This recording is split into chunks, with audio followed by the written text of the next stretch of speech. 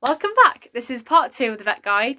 The first was on work experience, and today we're going to be going through the application process, i.e. like personal statements and the SJAT and all that jazz. So when you're going to apply, it's really important that you go to open days and actually get a feel for the course that you're applying to, because all the vet schools have very different styles of teaching and they have different methods, such as Nottingham being very hands-on. Like, you literally from day one you're working with animals, you're seeing cows and dogs and all that stuff, and it's very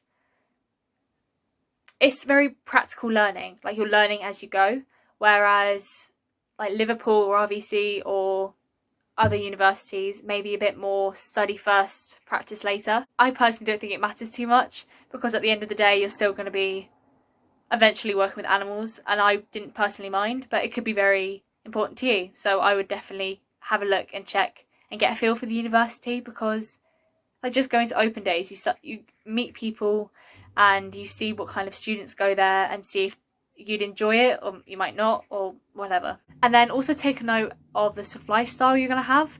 So that can be literally anything. Like, are they really active? Do they have like sports centres and gyms on hand for you to use? Is that a priority to the university? And where are you living? Are you a mixed course type accommodation, or is it very just history, just vets, just English, whatever? Because these things can be important. I once spoke to a girl from Liverpool who was in a mixed residency, and she said that it was really important to her that she could come home to her flat and not be surrounded by vets and have a break from that. And that is something that could be really important to you too. So make sure that you do take a note of those kind of things. All the universities will have pros and cons, and you'll like some bits, not like others. So just go have a look and see which one you can bear with the most. You can choose up to 4 different vet courses to apply to. And the 5th, you can have a 5th, but it can't be like vet med. It would have to be, it can be vet related, so it could be like bioveterinary or biology or that kind of course, or it could be completely different. And then also that 5th university can be the same as one of the vet courses as well. You can apply to the same university twice essentially, as long as they're different courses, because the courses will judge your application separately, and they may have different requirements as well. So it's possible for you to have your first and second choice at the same university for different courses. But obviously it's up to you whether you want to just focus on veterinary, or if you feel like you'd be happy to have an insurance choice of doing biology somewhere. It's completely your decision to make, and it depends on your situation. So you've decided where you want to go, you have got all the requirements ready, you're happy, and it comes to the actual application. The applications have to be sent in by sort of mid-October. I think this year's the 15th of October 2020, but it depends on the year, so check. So like medics, you have to hand in your application a little bit earlier than other courses, bar like the Oxbridge lot, because they need time to go through everything and decide and ask you questions and all that. So like I said, the application needs to be in by October, which can be actually quite handy, I felt, because it meant all your work experience, all of that can just be cut off and just pushed to the corner of your mind, and you can focus on your grades, which are very important. I personally think it's more important than work experience, because you can always take a year out and do more work experience. But if I had to resit an A-level, I think I'd actually cry. I was very lucky this year that I didn't have to do that. The key thing with your personal statement is you want to make it very specific to you. You want to make it show like your passion and enthusiasm for the subject.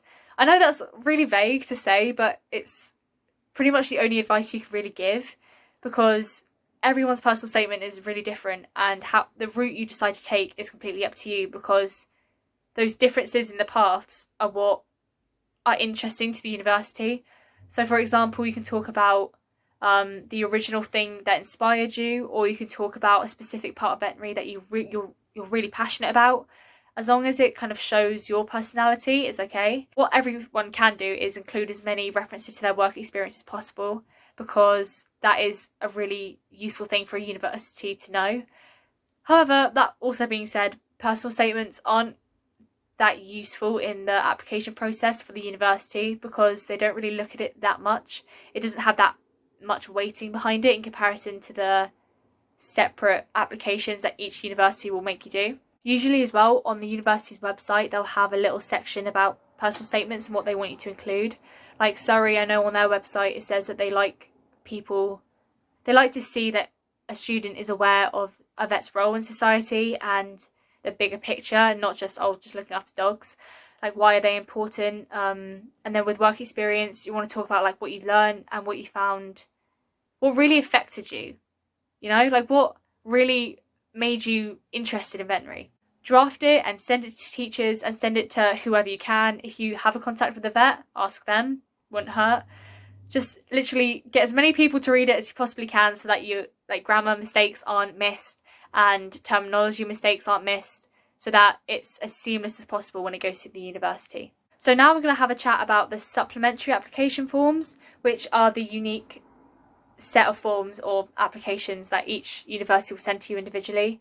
These are also usually due in mid-October, but it depends, and they range from essentially writing out a whole separate personal statement, as is the case with Surrey, or doing a situational judgment test, which is an SJT, which is when you basically answer questions and say, what would you do in that situation?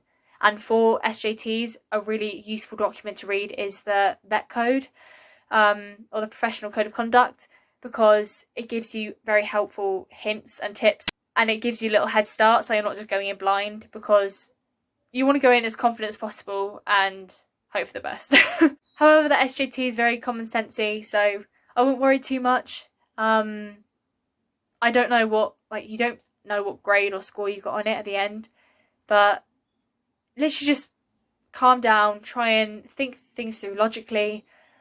They're not meant to sort of trip you up. They're very straightforward, so I wouldn't worry too much. And they also give you a few practice questions to start with, so that, you know, they're not something you should really panic over, because they're just one stage out of many that they judge you on. So just honestly try your best and you'll be fine. A big tip I would say is to get a bit of paper or a whiteboard or something, or make a poster, I don't know, and write down all the deadlines of the supplementary application forms and the personal statement, and I'd like a fitness to practice document, I don't know, all of them, everything they want you to do, write them down in chronological order of when they need to be done, and try and get them done as quickly as possible, so that you don't forget about them and that they're out of your head and you don't need to worry about it anymore. And then my second tip is, if you can, try and get a bit of a vet friend, or try and talk through things with anyone involved in veterinary that you know, so that you can, like vet students, so that you can help each other not miss deadlines.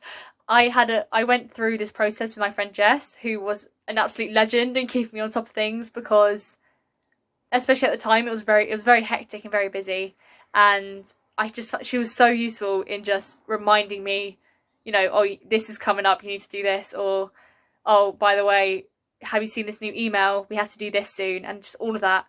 Try and be as helpful to each other as you possibly can, and create a little support group, because it's always nice to know that you're not going through things alone, even if it's like an online support group with people you met at a open day one time, which is why open days are so important, because you can meet people and talk to people. So today was a much shorter video, and I hope it wasn't too short, and I hope I covered enough. Again, if you have any questions or if you have any tips or tricks, please leave them down below, because someone out there is going to find them useful. And yeah, if you're at this point, good luck. I hope it all goes well, and I'll see you in the next video.